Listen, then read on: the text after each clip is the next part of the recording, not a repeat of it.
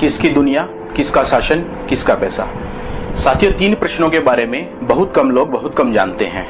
उनको पता ही नहीं है कि दुनिया पर आखिरकार शासन कौन कर रहा है। शायद सबको लगता है कि देश की सरकारें वो शायद सर्वोच्च हैं, लेकिन उनके ऊपर कुछ लोगों को लगता है कि शायद पूंजीपति बैठे हुए हैं। लेकिन उनके ऊपर क्या है, ये पूरी व्यवस्था कैसे चल रही है और कौन शासक है, ये समझ नहीं पा रहे हैं। और इस पूरी व्यवस्था में ये लोग नहीं समझ पा रहे हैं कि दूसरा प्रश्न जो है कि दुनिया में इतना अन्याय, अत्याचार, गरीबी, बेरोजगारी, हिंसा, युद्ध इत्यादि क्यों है। उनको लगता है शायद या तो ईश्वर ने ऐसा किया है, उनकी किस्मत में कुछ ऐसा है, या दुनिया शायद ऐसे ही चलती है, ये तो है ही ऐसा।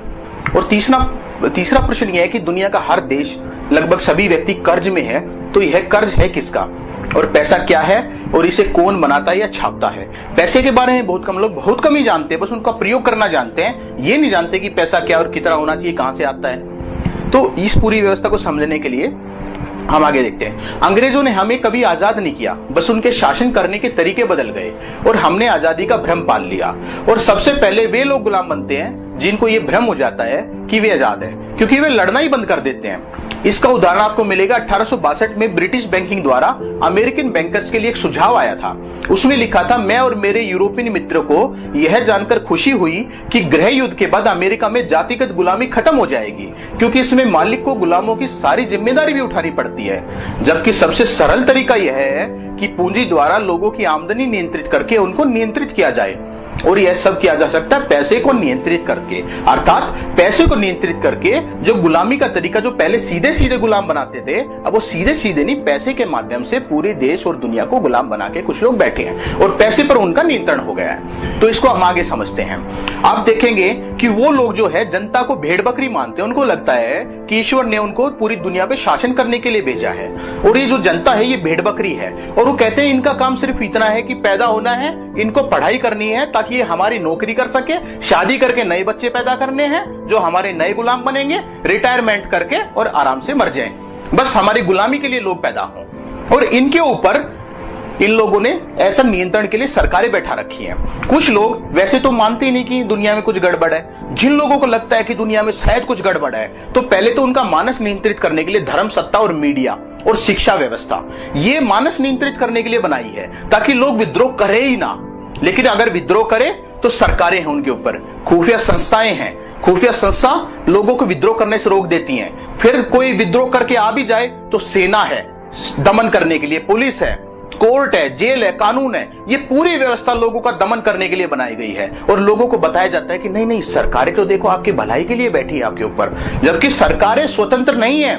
सरकारों के ऊपर भी पूरे विश्व के संसाधनों को नियंत्रित करने के लिए बहुराष्ट्रीय कंपनियां बैठी हुई हैं। Reliance, IBM, Walmart, Monsanto, Toyota, ये जितनी भी कंपनियां हैं ये सब सरकारों को चलाती हैं। लेकिन ये कंपनियां भी स्वतंत्र नहीं है। बहुत सारे लोगों को लगता है कि शायद विदेशी कंपनियों को अगर हम देश से भगा दें तो फिर सब ठीक हो जाएगा। लेकिन कंपनियां स्वतंत्र ही नहीं है, कंपनियों को भी नियंत्रित किया जा रहा है। कंपनियों को नियंत्रित करने के लिए इन लोगों ने विश्व का आर्थिक नियंत्रण करने के लिए एक ढांचा बनाया है। इस ढांचे में IMF, इंटरनेशनल मॉनेटरी फंड हो गया, विश्व bank, bank of international settlement, और पूरी दुनिया के हर देश में एक केंद्रीय बैंक, वहां का कर इकट्ठा करने के लिए कर राजस्व, ब्याज राजस्व, ये संस्थाएं बना रखी है और वहां से ये पूरी दुनिया को चलाते हैं। और लेकिन विश्व नियंत्रण का जो इनका तरीका है, इसके लिए इन्होंने गोलमेज रणनीतिकार समूह बना रखा है, जिसमें कई कई संस्थाएं, इन्होंने अलग अलग संस्थाएं बना रखी है और ये आपस में बैठ के गोलमेज में बैठ के बातचीत करते हैं कि इस दुनिया को कैसे नियंत्रित किया जाए। इसमें Trilateral Commission, CFR, United Nations और Bilderberg Group, Club of Rome, Royal Institute of International Affairs, ऐसे कुछ संस्थान हैं जो इसमें दिखाए गए हैं।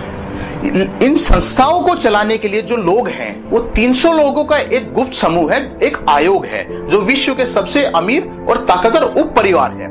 लेकिन इन 300 परिवारों के ऊपर भी 13 मुख्य परिवार है। 13 लोगों का एक शीर्ष परिषद है। ये 13 पूरी दुनिया के सबसे ताकतवर परिवार हैं और इनका एक एक प्रतिनिधि जो लंदन का काउंसलर चुने जाते हैं, उनमें ये अपने एक एक प्रतिनिधि को भेजते हैं। और उसके ऊपर है विश्व के शासक।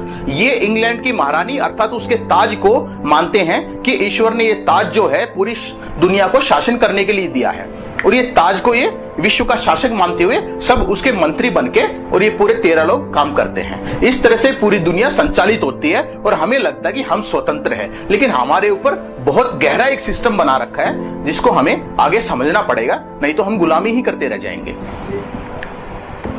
एक व्यक्ति लिखता है, इस धरती को चलाने वाले लोग शायद 10 भी नहीं होंगे। रोथशिल्ड परिवार, रॉकफेलर परिवार, मॉर्गन परिवार मुख्य हैं। तो कुछ लोग सोचते हैं कि नहीं नहीं देखो हम तो आजाद हैं, फिर भी बहस करते हैं, अगर चुनाव लड़ ले तो देखो सब बदला जा सकता है। तो एक व्यक्ति और कहता है इसके बारे में कि अगर चुनाव से कुछ बदला जा सकता तो सबसे पहले वे इसको ही गैर कानूनी घोषित कर देते। चुनाव सिर्फ तब तक कानूनी है जब तक चुनाव से कुछ बदला नहीं जा सकता। और आपने इसका इतिहास भी देखा होगा कि जब जयप्रकाश नारायण आंदोलन खड़ा हुआ तो इंदिरा गांधी ने चुनाव ही बर्खास्त कर दिया था, देश में इमरजेंसी लगा दी थी। तो ये पूरा व्यवस्था को आगे समझना है। तो हेनरी फोर्ड ने इसके बारे में एक बात कही है। हेनरी फोर्ड कहता है यह अच्छा है कि देश के लोग हमारे बैंकिंग और मौद्रिक प्रणाली यानी मॉनिटरी सिस्टम, पैसे के सिस्टम को नहीं समझते। अगर समझते तो मुझे विश्वास है कि कल सुबह होने से पहले क्रांति हो जाएगी। अर्थात कोई एक ऐसी चीज है जिसको अगर लोग समझ जाए तो सुबह होने से पहले क्रांति निश्चित है। तो वो क्या चीज है, वो पैसे की व्यवस्था क्या है, इसको समझने के लिए हमें समझना पड़ेगा आखिरकार ये पैसा ही क्या है। तो बाप बड़ा ना भैया, सबसे बड़ा रुपया। तो आप यहां 3 नोट देखेंगे। आप देख रहे हैं कि एक तो ये नोट है भारत सरकार का, 1 रुपया का नोट है ये। 1 रुपया एक चांदी का भी रुपया होता था, ये भी भारत सरकार का था 1919 में जब अंग्रेजों का शासन था। और 1 रुपया आजकल एक नया आता है, आपको देखोगे गिलेट का रुपया आता है। तो तीनों रुपया इस पे भारत सरकार लिखा है। लेकिन आप एक और नोट देखोगे, 2 रुपये से लेके 1000 रुपये तक के नोट जो है उनमें आप देखोगे कि उस पे भारत सरकार नहीं भारतीय रिजर्व बैंक लिखा रहता है। और उस पर नीचे लिखा रहता है केंद्रीय सरकार द्वारा प्रत्याभूत यानी गारंटीड बाय सेंट्रल गवर्नमेंट। वो सिर्फ गारंटी है सेंट्रल गवर्नमेंट की, वो सेंट्रल गवर्नमेंट नहीं बना रही है। और नीचे लिखा रहता है मैं धारक को 100 रुपया अदा करने का वचन देता हूं। अर्थात कोई इस कागज को रिजर्व बैंक के गवर्नर के पास ले जाए तो वो उसको 100 रुपया दे देगा। अर्थात ये 100 रुपया नहीं है, ये सिर्फ एक 100 रुपये की रसीद है। लेकिन जो ऊपर आप नोट देख रहे हैं ये 1 रुपया है, इसमें कहीं नहीं लिखा कि मैं धारक को 1 रुपया देने का वचन अदा करता हूं। और इस पे जो 100 रुपए के नोट पे हस्ताक्षर किसके मिलेंगे, रिजर्व बैंक के गवर्नर के। किंतु 1 रुपए के नोट पर हस्ताक्षर किसके मिलेंगे, आप ध्यान से देखोगे तो वित्त सचिव के, वित्त मंत्रालय के जो वित्त सचिव है उसके, भारत सरकार के हस्ताक्षर मिलेंगे।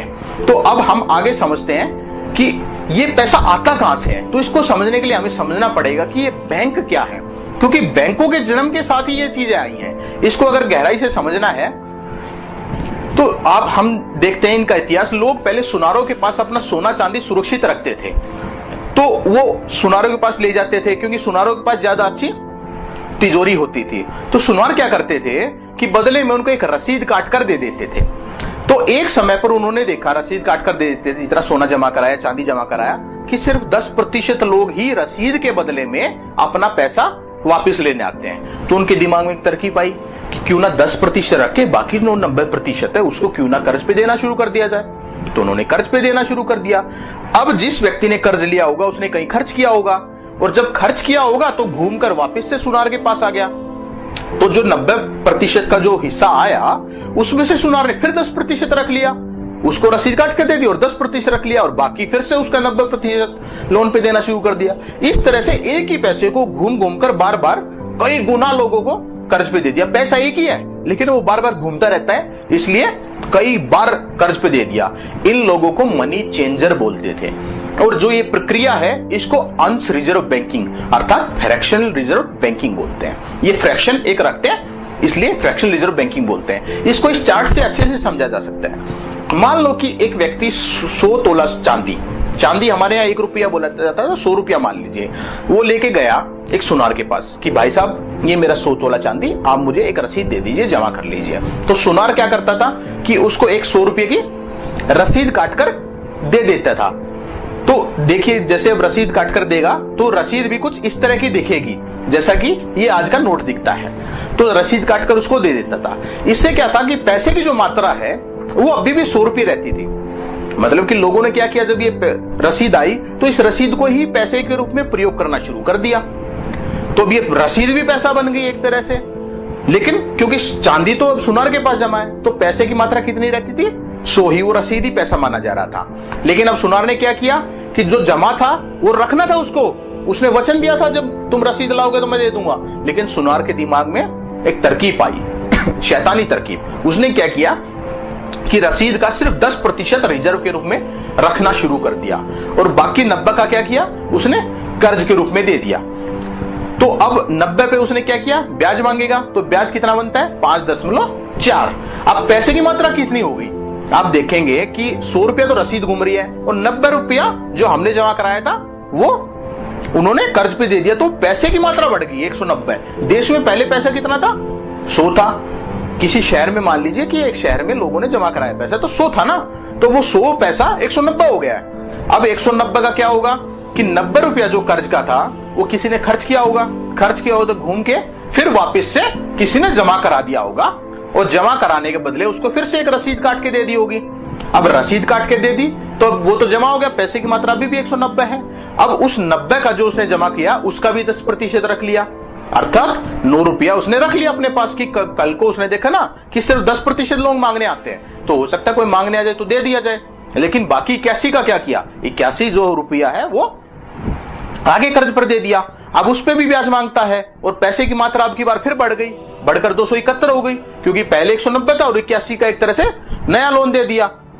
तो 271 में से फिर यही प्रक्रिया बार बार चलती रहेगी। अब इसमें क्या है कि 81 को डिपॉजिट किया, 81 की रसीद काटी, पैसे की मात्रा अभी भी 271 है, रिजर्व के रूप में अब की बार फिर उसने 10% रखा, लोन दे दिया बाकी का और उस पर भी ब्याज मांग रहा है, पैसे की मात्रा फिर से बढ़ गई और 343.9 हो गई।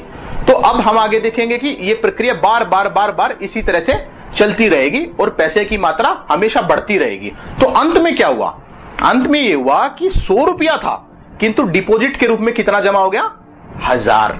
100 रुपया था, 1000 नहीं था, लेकिन उन्होंने ऐसा खाता लिखित की कि 100 रुपये का उन्होंने एक तरह से 1000 बना लिया और 1000 रुपए की रसीद काट के दे दी। ये रसीद ही अब लोग पैसा मानने लगे थे, तो एक तरह से उन्होंने 900 रुपया अपनी जेब से बना के दिया है।